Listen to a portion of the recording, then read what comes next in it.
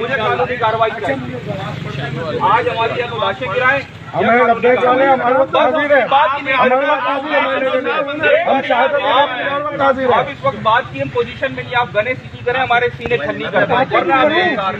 पहले हम लोग ने बहुत शहादतें दी, अभी भी शहादतें देना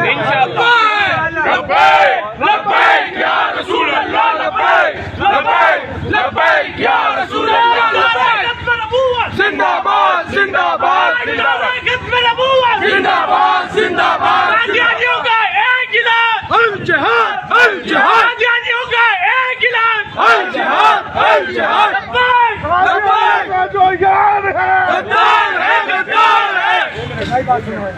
आज इंशाल्लाह अगर ये कानूनी कार्रवाई नहीं होगी, ये तीनों जगहों पे जो चल रहा है मामला ना, खुदा की कसम फिर आज ना उसका रद्द अमल जो है ना वो हम अपनी लाशों से भी देंगे ना।